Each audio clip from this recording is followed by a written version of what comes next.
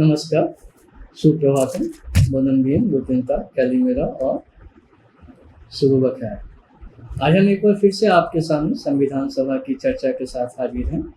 इसमें इन दिनों हम टंडन साहब, पुरुषोत्तम दास टंडन के उस भाषण की चर्चा कर रहे हैं जो उन्होंने पंडित जवाहरलाल नेहरू के द्वारा लाए गए प्रस्ताव के समर्थन में दिया। वो बहुत सारी बातें कहते हैं, उसके बाद आगे जिसके ऊपर हम आज चर्चा करेंगे उसमें वो कहते हैं कि उन्हें इस बात की खुशी है कि अब इंग्लैंड में लेबर पार्टी की सरकार है और लेबर पार्टी ने पहले भी कहा था कि वो हिंदुस्तान को आज़ादी देंगे, क्योंकि दूसरे विश्व युद्ध के बाद उनका अपना देश बहुत कमज़ोर हो गया है और उन्हें अपने लोगों की ज़रूरत वापस अपने देश में है। इसलिए वो यहाँ से जाना चाहते हैं, क्योंकि अब उनके लिए भारत पर शासन करना मुश्किल ही नहीं असंभव हो गया है। इसके बाद वो कहते हैं कि मगर उन्हें दुख इस बात का है कि जाते जाते भी इंग्लैंड के लोग, इंग्लैंड की राजसत्ता, इंग्लैंड की सरकार अपनी बदगुमानियों से बाज नहीं आ रही।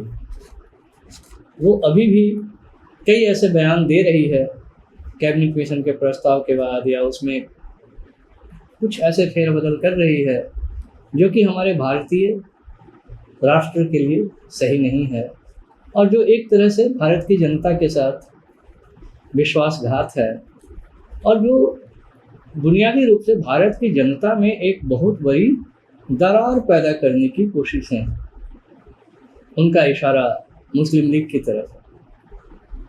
एक तो मुस्लिम लीग ने संविधान सभा में आने से मना कर दिया था, दूसरे मुस्लिम लीग को इसके लिए प्रेरित करने के बदले कि वो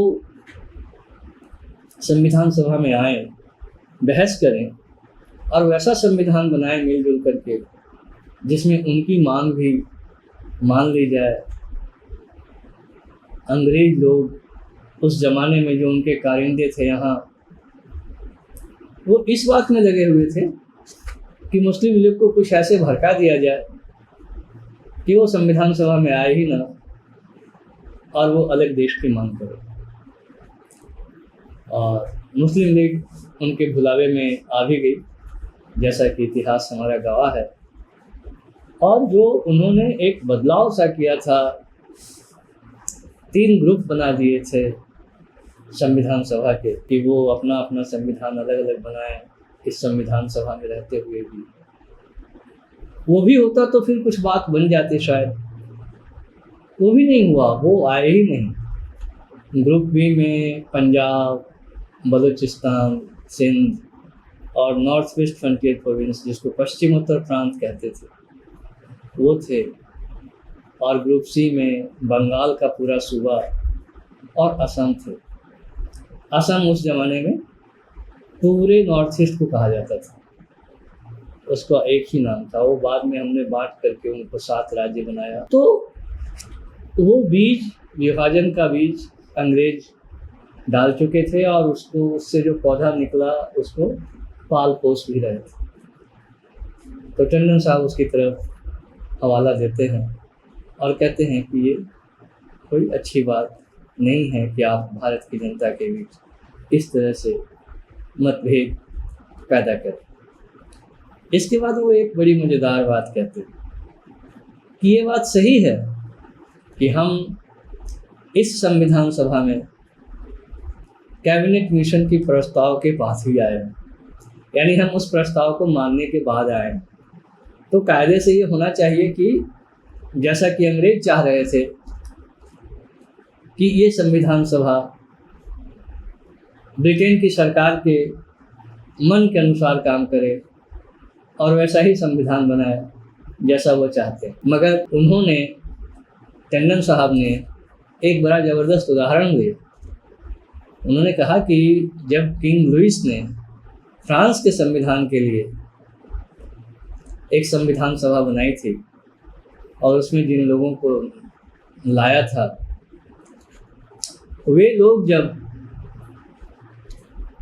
राजा के मुताबिक संविधान नहीं बनाने लगे और उन्होंने कहा कि हम एक स्वतंत्र देश का संविधान बना रहे हैं और उस हिसाब से हमें चुना हो भले आपने, राजा साहब ने हमें चुना, किंग लुइस ने ही हमें चुना, मगर उसके बाद एक बार जब चुन लिए गए हम, तो चूंकि हम एक स्वतंत्र देश का संविधान बना रहे हैं तो हम भी स्वतंत्र हैं, हम राजा की बात मानने के लिए बाध्य नहीं हैं।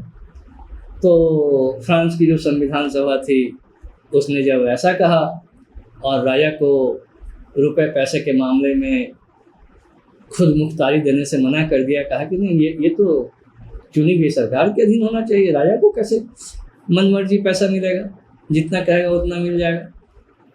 तो राजा ने क्या किया कि जिस जगह पे उनकी बैठक होती थी, जिस हॉल में, उस हॉल को ही बंद करवा दिया कि जाओ कहाँ बैठ करके तुम लोग संविधान बनाओगे, तो देखते हैं। मगर चूंकि वो संविधान सभा थी, उसे राजा ने ही बनाया था, उसको पूरे देश का सहयोग प्राप्त था, समर्थन प्राप्त था। तो वे लोग राजमहल के सामने, फ्रांस के राजमहल के सामने एक जो बड़ा सा बाग था, बगीचा था, उसमें जाकर के बैठ करके उन्होंने संविधान बनाने का काम शुरू किया। इस बात की ओर शायद डॉक्टर एन प्रसाद ने भी अपने अध्यक्षीय भाषण में, जब उनका अध्यक्ष के रूप में चुनाव हो गया, तो उसकी तरफ शायद उन्होंने भी इशारा किया था। और साथ साथ ये भी कहा था, टंडन साहब इस बात को फिर से याद करते हैं और कहते हैं कि मुझे इस बात की बड़ी खुशी है कि हमारे अध्यक्ष महोदय ने भी ये कहा है कि संविधान सभा भले किसी दूसरे नियम के अंदर बनी हो, मगर जब ये बन गई है तो अब ये संप्रभु है, अब ये सॉवरेन है, इंडिपेंडेंट है, क्योंकि इसको एक स्वतंत्र और सॉवरेन, इंडिपेंडेंट एंड सॉवरेन देश का, संप्रभु और स्वतंत्र देश का संविधान बनाना है। उस हिसाब से ये संविधान सभा भी अब स्वतंत्र है अपने कानून बनाने के लिए, अपने देश के लिए कानून बनाने के लिए, भले ये किसी और तरीके से बना, देश की भाषा में या साधारण लहजे में कहें तो ये बात बिल्कुल सही कि जैसे हमारे घरों में बच्चे पैदा होते हैं तो तय बात है कि हम ही उन्हें पैदा करते हैं, बड़े लोग ही पैदा करते हैं, मगर जब वो जैसे जैसे वो बच्चा धीरे धीरे बड़ा होता है तो वो एक अलग इंसान बनता है, वो एक स्वतंत्र इंसान बनता है, वो अपने मन से काम करता है। उसी तरह से संविधान सभा भले किसी और नियम के तहत बनी, मगर जब एक बार बन गई तो अंग्रेजी में जिसको बाय डेफिनेशन कहते हैं, यानी परिभाषा के हिसाब से ही, और परिभाषा के हिसाब से भी वो स्वतंत्र होती है, क्योंकि वो संविधान सभा होती है और उसे एक स्वतंत्र देश के लिए, एक स्वतंत्र राष्ट्र के लिए संविधान बनाना। ये बात मेरे ख्याल से उस समय के जो बाकी दो ग्रुप थे कांग्रेस के अलावे, मुस्लिम लीग और देसी राजे रजवाड़े, ये दोनों समझ नहीं पा रहे। इन दोनों ने अपनी डफली, अपना राग अलापना शुरू किया अंग्रेजों के उकसावे पर, और उसके नतीजे में ये हुआ कि मुस्लिम लीग ने अपना अलग देश ले लिया और देशी राजे रजवाड़े जो थे उनको जो उम्मीद थी वो भी पूरी ना हो कि उनको थोड़ी बहुत एक सीमित मात्रा में ही सही स्वायत्ता मिल जाए, ऑटोनॉमी मिल जाए, वो भी ना मिली।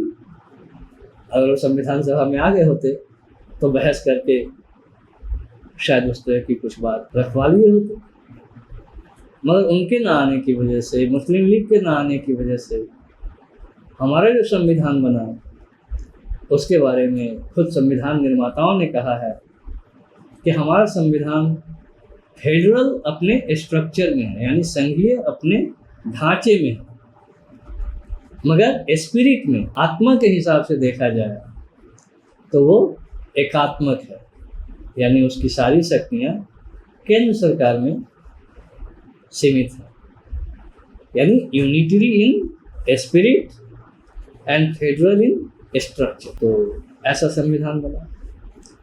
अब आज के तारीख में कुछ लोग इस बात को कहते हैं कि हमारे यहाँ तो राज्यों को कोई अधिकार ही नहीं मिला, तो उसकी शायद वजह ये है कि हमारे संविधान के निर्माण के समय दो जो बहुत बड़े ग्रुप थे उन्होंने उस संविधान सभा का बहिष्कार कर दिया।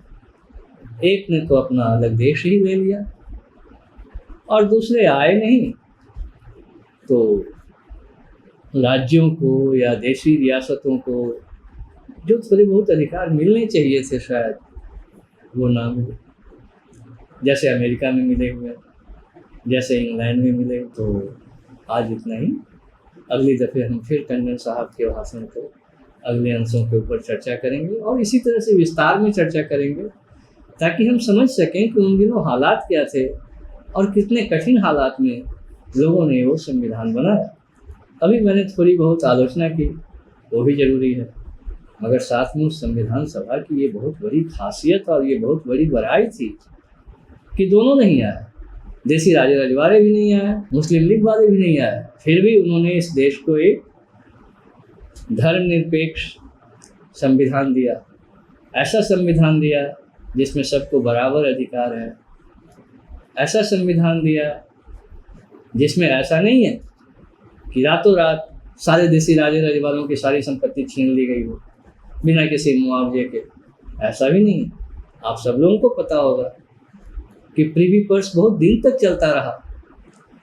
देसी राजे रजवाड़ों को जो हर साल पैसे मिलते थे बिना कुछ किए धरे, ताकि वो आज़ादी के बाद भी भले उनकी रियासत चली गई हो, उनका राज चला गया हो, उसी शानो शौकत से रह सकें, वो काफ़ी दिन तक चलता रहा। उसे तो प्रधानमंत्री इंदिरा गांधी ने बहुत बाद में ख़त्म किया, वरना तो वो चलता ही जा रहा था। ये इंदिरा गांधी ने कहा कि नहीं, अब ये नहीं चलेगा। ठीक है, उस समय की स्थिति थी, हमारे पुरखों ने ये वचन दिया था आपको, मगर वो वचन मैंने थोड़े दिया था। आज मैं देश की प्रधानमंत्री हूँ, देश की जनता ने मुझे प्रधानमंत्री बनाया है, चुना है, तो अब मैं वो वचन नहीं निभा रही। अब मैं आपको प्रीवी पर्स नहीं दे रही, उसको उन्होंने ख़त्म कर दिया। मगर तब तक बहुत पानी बह चुका था, जैसे कहते हैं लोग, गंगा में, और देसी राजे रजवाड़ों की वो हिम्मत नहीं हुई कि वो उसका विरोध कर सकें। हाँ, इसी तरह के और भी कुछ काम किए थे प्रधानमंत्री इंदिरा गांधी ने। बैंकों को नेशनलाइजेशन कर दिया, खदानों का नेशनलाइजेशन कर दिया, और इन सब वजहों से उनके खिलाफ है जो देश के अमीर लोग थे, बड़े लोग थे, जमींदार थे, पैसे वाले लोग थे, उनके मन में इंदिरा के प्रति एक नफरत जगी। और उसी का नतीजा था कि एक छोटी सी बात की वजह से कि मंच का आसन थोड़ा ऊंचा हो गया था, इलाहाबाद हाईकोर्ट के एक जज जगमोहन सिन्हा ने ये फैसला दे दिया कि अब वो एमपी नहीं रहेंगी लोकसभा की, और एमपी का चुनाव भी नहीं लड़ सकती हैं, न लोकसभा की न राज्यसभा की। प्रधानमंत्री रह सकती हैं, मगर लोकसभा या राज्यसभा की कार्रवाई में हिस्सा नहीं ले सकती। यानी हर तरफ से उनका रास्ता बंद कर दिया। और जब ऐसा कर दिया तो इंदिरा के सामने कोई उपाय न रहा और उन्हें इमरजेंसी लगानी पड़ी, आपातकाल लगाना पड़ा। तो खैर वो एक इतिहास की बात है, संदर्भ आया तो मैंने आपको बता दिया कि उस संविधान की वजह से ही इतनी सारी घटनाएं हुई।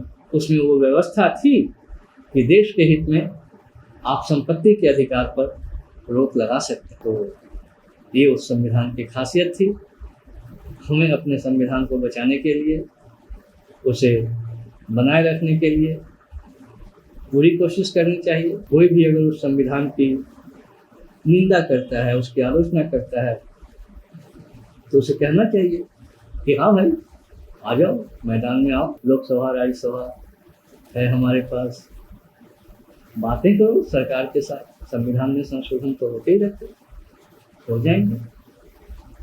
तो किसी के साथ आज की चर्चा हम समाप्त करते हैं। अगली दफे पुरुषोत्तम दास टंडन के भाषण के अगले हिस्सों की चर्चा करेंगे। धन्यवाद। अगर संविधान की चर्चा आपको सही लगती है, अच्छी लगती है, तो लाइक शेयर सब्सक्राइब करना ना भूलें। धन्यवाद।